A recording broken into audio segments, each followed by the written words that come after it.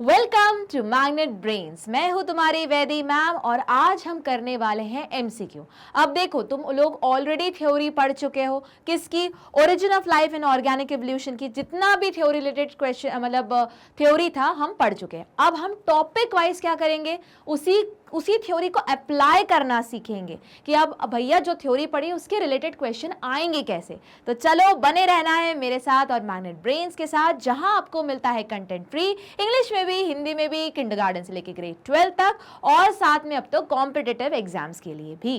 तो चलो, आज का टॉपिक मतलब चैप्टर है हमारा origin of life and organic evolution. But उसके अंदर हम कौन से एमसीक्यू सॉल्व करने वाले? सिर्फ वो एमसीक्यू जिसका लॉजिक या थ्योरी तुम्हें कहां से मिलेगा? ओरिजिन ऑफ लाइफ से। ठीक है, तो चलो पहला क्वेश्चन सॉल्व करते हैं वापस। अब याद रखना है भैया, नेगेटिव मार्किंग है एग्जाम में, तो कुछ भी मार्क करके आना नहीं है। जो 110% श्योर हो कि नहीं इसके तो मार्क्स मिलने ही वाले, वही मार्क करके आएंगे वापस। अलग अलग टेक्निक्स होती है, ट्रिक्स होती है, टिप्स होती हैं, वो मैं बताते चलूंगी। ठीक है, अब जब कोई चीज श्योर हो तभी गोला भर के आना है, एमसीक्यू भर के आना है ना। ऐसे कुछ भी रैंडमली नहीं करके आना है। तो पता चला जितने मार्क्स ऑब्टेन किए उससे ज्यादा तो खो दिए, नहीं होगा ऐसे। मेरे साथ बने रहना है, मैग्नेट ब्रेन्स के साथ बने रहना है। तो देखो, सबसे पहले जब भी क्वेश्चन आए तो क्या करोगे? कीवर्ड को करोगे अंडरलाइन, फिर वापस 2 मिनट लोगे, पैटर्न वही चलेगा। 2 मिनट लोगे, उससे रिलेटेड जो भी कुछ याद आ रहा है बोल दो और फिर ऑप्शन देखना स्टार्ट करो। ठीक है, तो पहला, most accepted theory of origin of life is. अब ये तो तुमको पता ही होगी, आधे से ज्यादा थ्योरी तो बकवास की हुई है, तो उसको मैंने क्या बोला था? रिजेक्टेड। सारी रिजेक्टेड थ्योरी है, सिर्फ एक थ्योरी ठीक थी। ठीक है, जिसको इनिशियली प्रपोज किसने किया था? हेकल ने किया था।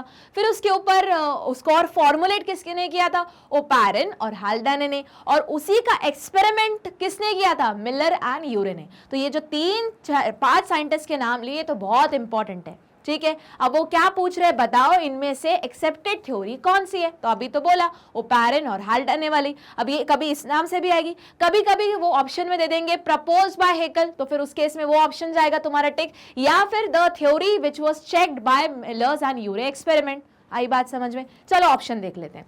थ्योरी ऑफ स्पेशल क्रिएशन नहीं भैया, ये तो पूरी प्योर बकवास करता था। क्या बोलता था जल्दी बताओ। अब क्रॉस कर ही रहे तो पहले बोल भी लेते हैं। स्पेशल क्रिएशन क्या बोलता था कि जब अर्थ जो है, लाइफ है, वो कितने साल पहले आई? 4000 साल पहले है। ठीक है, वापस बकवास। ठीक है, आ गई। अब क्या करो? अब आने के बाद उसने क्या किया कि जो आज हम दिख रहे हैं, हम ऐसे ही पैदा हुए थे। ठीक है, मतलब थे, ऐसे ही रहेंगे और आगे भी ऐसे ही मिलने वाले। मतलब मैम जो एक्सटिंक्ट स्पीशीज थे वो तो है ही नहीं इस थ्योरी के अकॉर्डिंग। बिल्कुल सही। मतलब अगर आज हम दिख रहे हैं मतलब डायनासोर होने ही नहीं चाहिए थे, पर डायनासोर तो थे, आज हम है।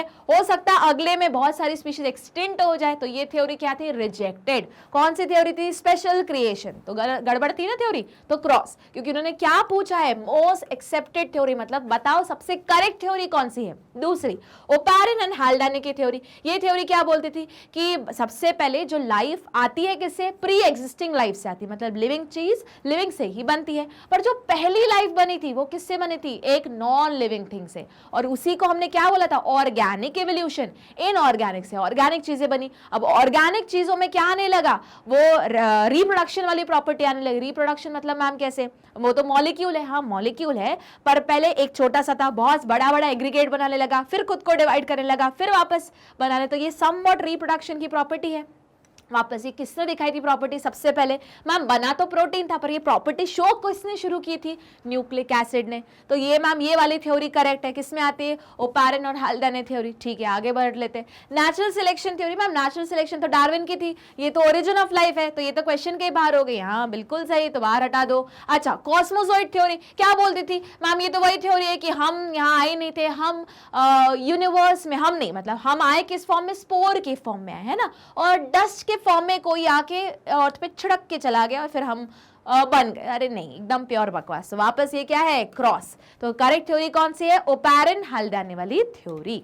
आई बात समझ में? इसी तरीके से सॉल्व करोगे। ठीक है, चलो अब आते हैं सेकेंड क्वेश्चन पे। Question number 2, chemical origin of life was given by, वो पूछे बताओ केमिकली ओरिजिनेट होना मतलब ऑर्गेनिक एवोल्यूशन का कंसेप्ट किसने दिया था? ये तो एकदम सीधा सीधा आंसर है, किसने? ओपैरन एंड हाल्डेन ने। तो बताओ चार्ल्स डार्विन ने क्या दिया था? मैम नेचुरल सिलेक्शन, ठीक है, वो तो पूछ रहे chemical origin of life. Oparin and Haldane ने केमिकल एवोल्यूशन का भी दिया था। बहुत बार वो केमिकल ओरिजिन की जगह पे केमिकल एवोल्यूशन भी बोल सकता है, ठीक है, तो वो भी अपन को याद रखना है, ठीक है। या फिर वो स्टेटमेंट बोल देंगे कि अ सेल कम फ्रॉम मतलब द प्रिमिटिव सेल या प्रोटो सेल जो बना था वो बना था किससे?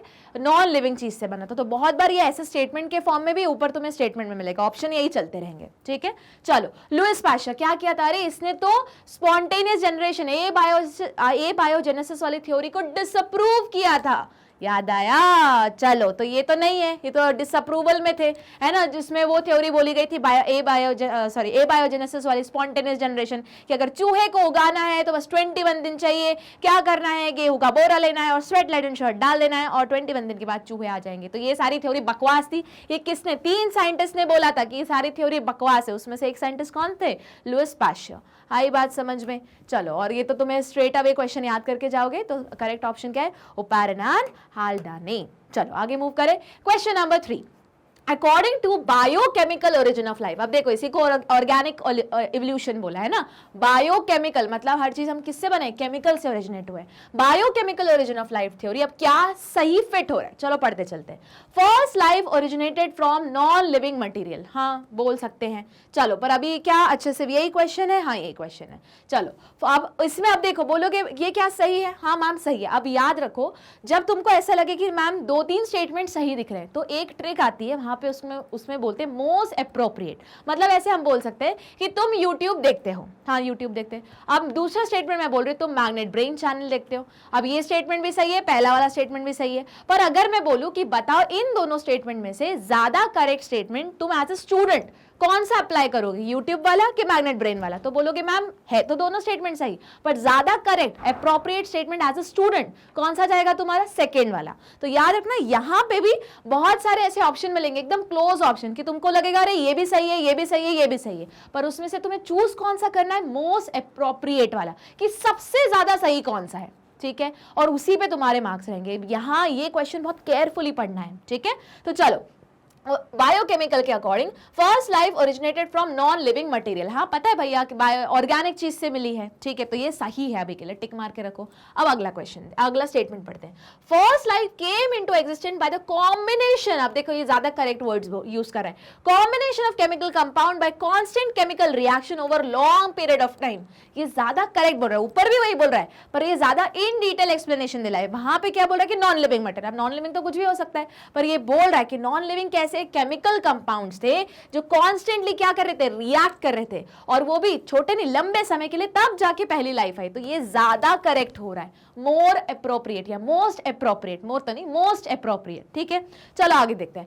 First life originated in the form of micro organism, नहीं ये तो हमको पता है माइक्रो ऑर्गेनिज्म था, पर वापस एकदम पहली लाइफ माइक्रो ऑर्गेनिज्म ही बना था क्या? नहीं, एक क्या था? वो हेटेरोट्रॉफ था, वापस याद करो, मोर स्पेसिफिकली कीमो हेटेरोट्रॉफ था, और वो तो सिर्फ पूरा ढंग से बना ही नहीं था, प्रिमिटिव सेल था, प्रोटो सेल था, उसको हम मतलब माइक्रो ऑर्गेनिज्म बोल ही नहीं सकते क्योंकि बहुत सारी चीजें मिसिंग थी उसमें से, हदाया। तो ये मैम ये क्रॉस मार सकते हो, हाँ मार सकते हो। चलो first life originated in the form of meteoroids, नहीं ये तो थ्योरी है भैया। अब कुछ एक थ्योरी बोलती है कि बाहर से स्पोर्स आए थे और वो स्पोर्स आके यहाँ पैनस्पर्मिया वाली थ्योरी है ना, कॉस्मोजोइड वाली थ्योरी, ये तो सब वो वाली थ्योरी को बोल रहे। तो नहीं, मीटेरॉइड से भैया कोई थ्योरी नहीं आई थी, सब यहीं पे बना है, तो क्रॉस। अब बोलोगे मैम इन दोनों में से ज्यादा कौन सा करेक्ट है? बी वाला, तो तुम चूज क्या करोगे? बी वाला ऑप्शन। हुआ क्लियर? मूव करें आगे। तो चलो देखते हैं question number 4। Which of the following gas form primitive atmosphere? अब देखो ये पूछ रहे बताओ पहले में से primitive atmosphere कैसा था? तो तुमको मैंने बताया था एक स्टेटमेंट कि primitive atmosphere कैसा था? रिड्यूसिंग मतलब ऑक्सीजन नहीं थी। और कौन कौन सी गैसेस थी पहले मैंने बताया था, हाइड्रोजन था, हीलियम था, नाइट्रोजन था। फिर धीरे धीरे इन्हीं के बीच में रिएक्शन होने लगा क्योंकि लाइटनिंग हो रही थी, कंटिन्यूस इवेपोरेशन कंडेंसेशन है ना, लाइटनिंग, एकदम हाई टेम्परेचर, वोल्केनिक इरप्शन, सब कुछ हो रहा था। तो कौन सी गैस बनी थी भैया? तुम्हारा इनिशियली सब कैसे थे, डाया एटॉमिक फॉर्म में थे। तो देखो हीलियम बोलोगे मैं, वो तो मैम नोबल गैस है, मोनो एटॉमिक फॉर्म में। चलो अभी तो टिक मार के रखो। हाइड्रोजन हाँ, नाइट्रोजन हाँ, इन्हीं दोनों का तो कॉम्बिनेशन अमोनिया गैस बनी थी। तो वापस अगर तुम हीलियम के बारे में क्या हो, कंफ्यूजन में हो, पर 3 ऑप्शन है, आखिरी वाला ऑल ऑफ दीस, और 3 में से 2 तुम्हारे कंफर्म है, तो बिना सोचे समझे क्या करोगे, डेल्टा पे जाओगे। देखो अब तुमको लग रहा है मैम हाइड्रोजन है, नाइट्रोजन है, पर हीलियम का हमें डाउट है, छोड़ दो, डाउट को डाउट ही रहने दो। अब 3 ऑप्शन है, 3 में से 2 कंफर्म है, और आखिरी ऑप्शन ऑल ऑफ दिस में वो दोनों भी कवर हो रहे हैं, तो तुम्हारा आंसर क्या आएगा, ये टिप हुई, ठीक है। तो आंसर क्या है, ऑल ऑफ दिस। अपना टाइम इसको सोचने के लिए वेस्ट मत करना, ठीक है। अगर तुमको पता है कि हाइड्रोजन और नाइट्रोजन है, वैसे तो तुम याद करके जाओगे कि हीलियम भी है, पर सपोज करो किसी वजह से, ये सिर्फ इसी क्वेश्चन में नहीं, ऐसे कोई क्वेश्चन आया जिसमें 3 ऑप्शन में से एक में तुम्हें डाउट है या पढ़ा ही नहीं है, नया कुछ दिया हुआ है, पर 2 के बारे में 110% कंफर्म हो, तो भैया ए वाले पे ज्यादा टाइम मत वेस्ट करो, डेल्टा मार्क करो, आगे निकलो, ठीक है। चलो अब मूव करते हैं क्वेश्चन नंबर 5 पे। Which of the following gas were absent? Absent बोलोगे तो ऑक्सीजन है आंसर, सीधा सीधा आंसर, क्योंकि स्टेटमेंट लिखा हुआ है रिड्यूसिंग एटमॉस्फेयर। चलो आगे पढ़ लेते हैं। From the atmosphere of primitive earth, अरे ये तो सीधा सीधा आंसर है, ऑक्सीजन। सबसे पहले क्या बना था, नाइट्रोजन था, हाइड्रोजन था, उससे अमोनिया बना।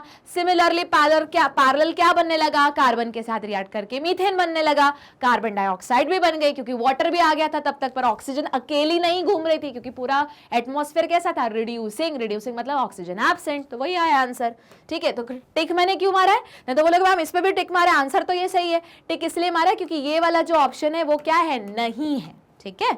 चलो आगे मूव करें, question number 6। What changes took place, अच्छा चेंजेस पूछ रहा है वो, took place when temperature of earth got reduce, कि बताओ क्या, जैसे अर्थ का टेम्परेचर कूल डाउन होने लगा तो बताओ क्या चेंजेस आने लगे। तो हम बोलना ही शुरू कर देते हैं। जैसे ही कूल डाउन हुआ अब क्या बनने लगा, वाटर का फॉर्मेशन होने लगा, फिर धीरे धीरे सारी चीजें आपस में रिएक्ट करने लगी। अब जो डायटोमिक था वो अब कंपाउंड्स के फॉर्म में बनने लगा, CH4, अमोनिया, हाइड्रोजन, ठीक है, H2O, ये सब बनने लगा। अब ये इनके साथ रिएक्ट करके और सिंपल सिंपल ऑर्गेनिक कंपाउंड का फॉर्मेशन करने लगा, ठीक है। आगे पढ़ लेते हैं। अच्छा एक और चीज, जो हैवी वाले पार्टिकल थे वो सेंटर में आने लगे, लाइट वाले बाहर, और सबसे लाइटेस्ट डेंसिटी वाले बाहर, याद आ गया। चलो देखते हैं। कंडेंसेशन ऑफ गैस, हाँ भैया गरम था, हर चीज गैसियस फॉर्म में थी, अब ठंडी हो रही है तो कंडेंसेशन होने लगा।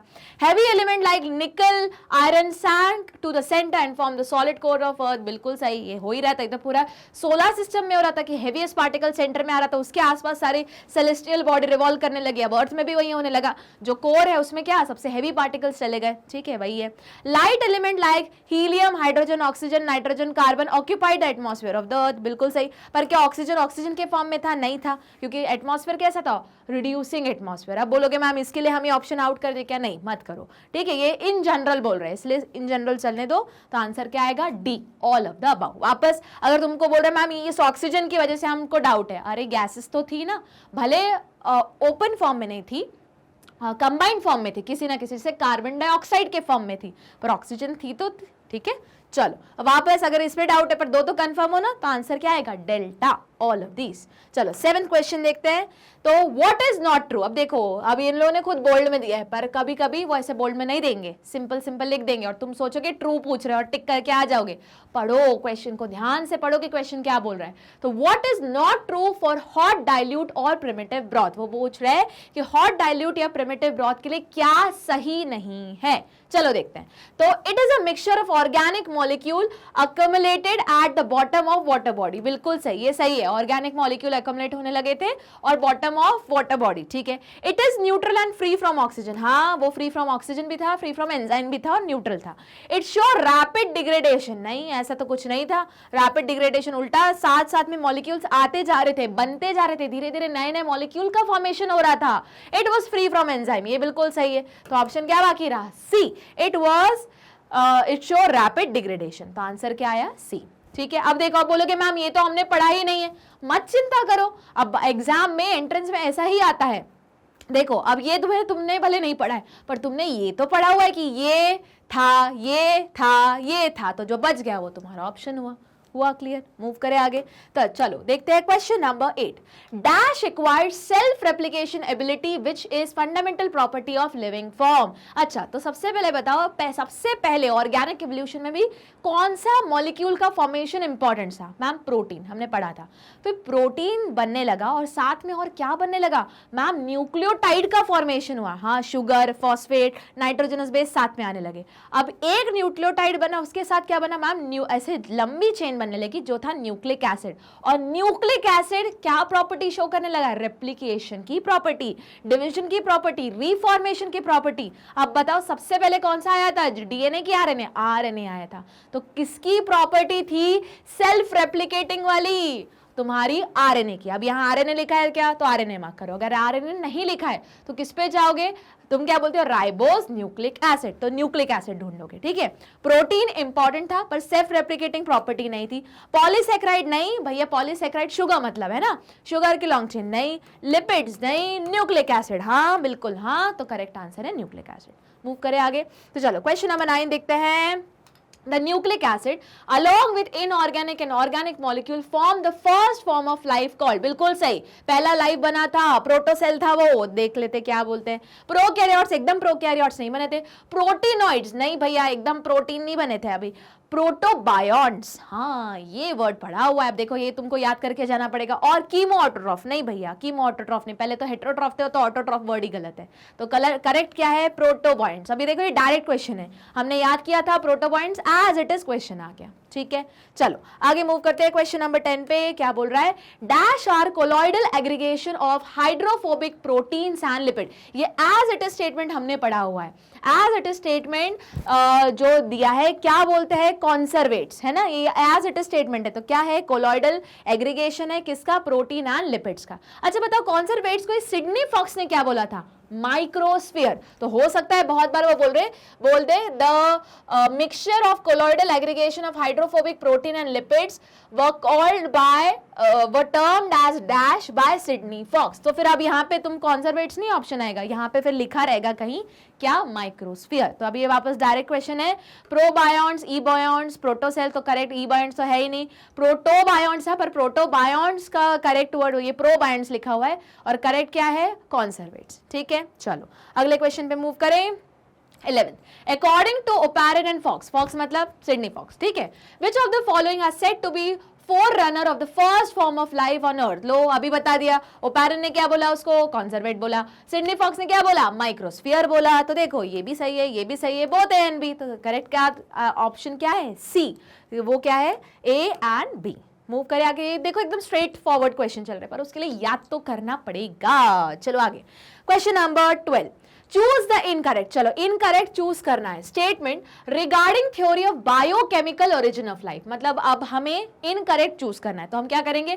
पढ़ेंगे, जब हमने देखा अरे ये सही बोल रहा है तो ये ऑप्शन गलत है, मतलब मैम क्या बोल रहे हो? उन्होंने क्या बोला है? इनकरेक्ट को चूज करो। तो जब हमने पढ़ा, पढ़ने के बाद लगा अरे ये स्टेटमेंट तो सही है बायोकेमिकल ओरिजिन ऑफ लाइफ के लिए, पर पूछ क्या रहे वो? गलत। तो वो ऑप्शन अपना हटा देना है। चलो स्टार्ट करते हैं। It was formulated by Haeckel. हाँ, origin of life initially idea या थ्योरी किसने दी थी? हेकल ने दी थी। फॉर्मुलेट किसने की थी? हेकल ने की थी। तो ये स्टेटमेंट तो सही है पर पूछा क्या है? इनकरेक्ट। और ये क्या है? Correct, cross.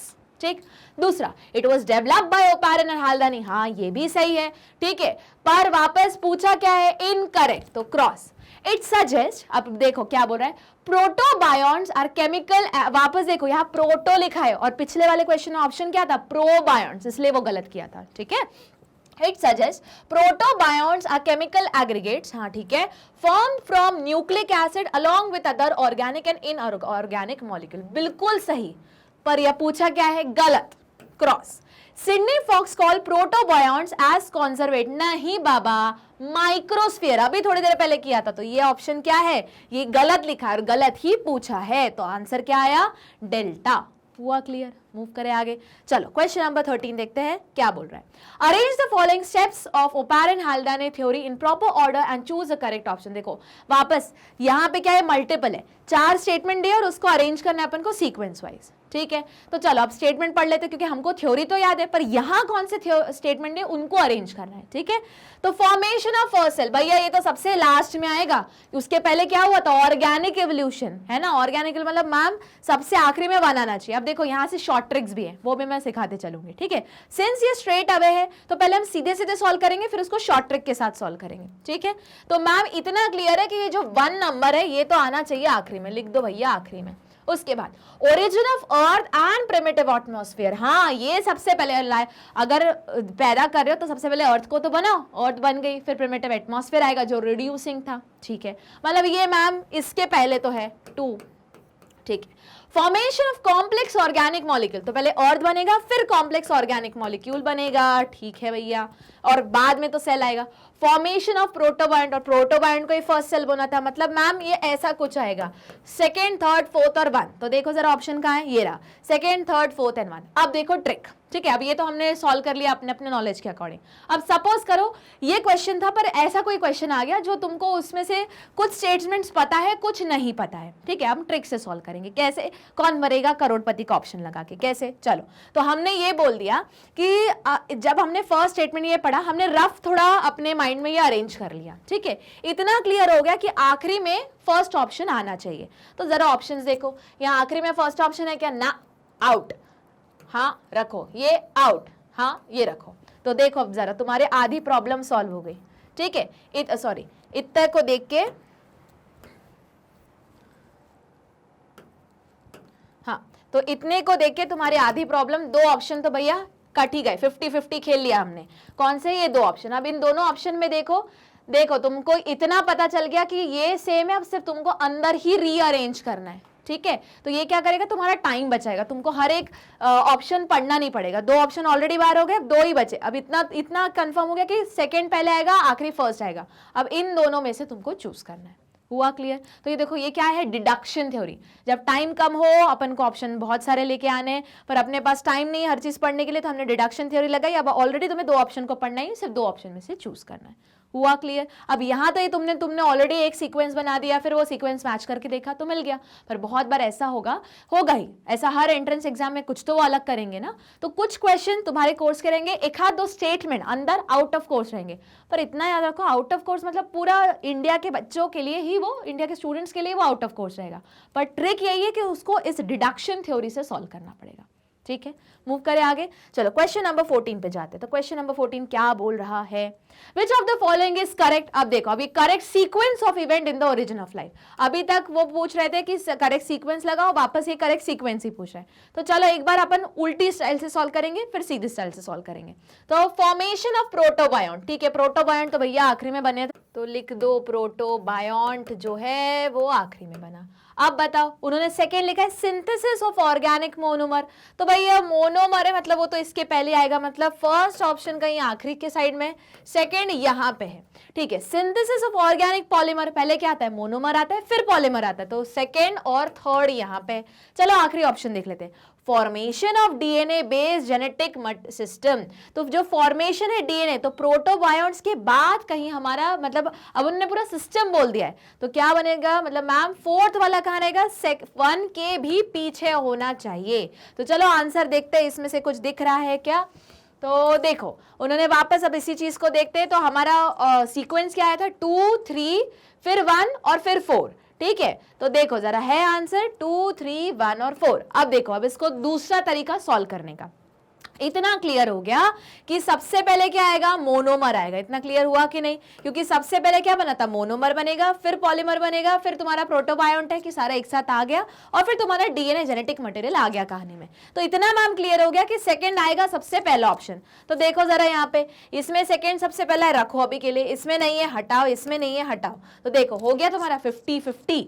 चलो अब इन दोनों ऑप्शन को कंपेयर करो। तो सेकंड और थर्ड तो कॉमन चल रहे हैं, सिर्फ फोर्थ और 1 में डाउट है। तो याद रखो, भले प्रोटोबायोंट को हमने प्रिमिटिव सेल बोला, पर उसके बाद एक्चुअली बना क्या, मतलब प्रोटोबायोंट के साथ साथ पैरेलल क्या बना, तुम्हारा जेनेटिक मटेरियल, तुम्हारा न्यूक्लिक एसिड। तो लिखा हुआ है formation of DNA based genetic system. वापस सबसे पहले क्या बना था, आरएनए, और डीएनए उसके बाद बना। मतलब हम बोल सकते हैं कि प्रोटोबायोंट में समवट जो न्यूक्लिक एसिड था वो आरएनए वाला था, बाद में आया डीएनए, इसलिए फोर्थ वाला आखिरी में गया। तो इस तरीके से क्या हुआ, तुम्हारा फोर्थ वाला ऑप्शन करेक्ट हुआ। हो गया क्लियर? मूव करें आगे। तो चलो क्वेश्चन नंबर 15 देखते हैं क्या बोल रहा है। द स्पार्क डिस्चार्ज apparatus, बहुत बढ़िया। स्पार्क डिस्चार्ज किसका एक्सपेरिमेंट था? मिले एंड यूरे का। ठीक है, आगे पढ़ लेते हैं। To test chemical evolution of life was designed by, अरे ये तो एकदम सीधे सीधे क्वेश्चन हो गया। क्या है आंसर? मिलर एंड यूरे। अच्छा ठीक है, आगे मूव करें। Question number 16। अब वापस मैम इतने डायरेक्ट क्वेश्चन आएंगे क्या? आ सकते हैं, क्योंकि पेपर उसी तरीके से डिजाइन रहता है।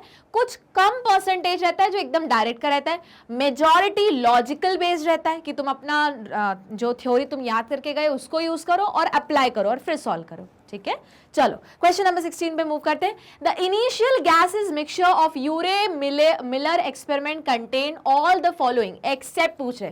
तो पहले ये बोल दो कौन कौन सी गैसेस का मिक्सचर था। अच्छा सबसे पहले बताओ क्या था मैम? नाइट्रोजन, आपने बोला था कि नाइट्रोजन, हाइड्रोजन, हीलियम, ये सारी इंडिविजुअल गैसेस थी। ठीक है, फिर क्या हुआ? फिर स्पार्कनिंग और लाइटनिंग के कारण इनकी कॉम्बिनेशन मिलने लगे, मतलब CH4 मीथेन बनने लगा, एंड नाइट्रोजन और हाइड्रोजन मिलकर अमोनिया बनने लगे। फिर कार्बन डाइऑक्साइड था, ऑक्सीजन नहीं थी क्योंकि रिड्यूसिंग एटमॉस्फेयर था। ठीक है, और कार्बन डाइऑक्साइड शो ही करती कि रिडक्शन था। ठीक है, अब उन्होंने बोला कि बताओ इनमें से कौन सी गैसेस नहीं थी। कैसे बोला? एक्सेप्ट मीथेन थी, मतलब थी मतलब नहीं है ना, मतलब थी, ओरिजिन में थी, पर उन्होंने पूछा बताओ किसके अलावा, तो ऑप्शन कैंसिल। अमोनिया थी पर इसलिए वो थी, इसलिए उन्होंने पूछा उसके अलावा, तो कैंसिल।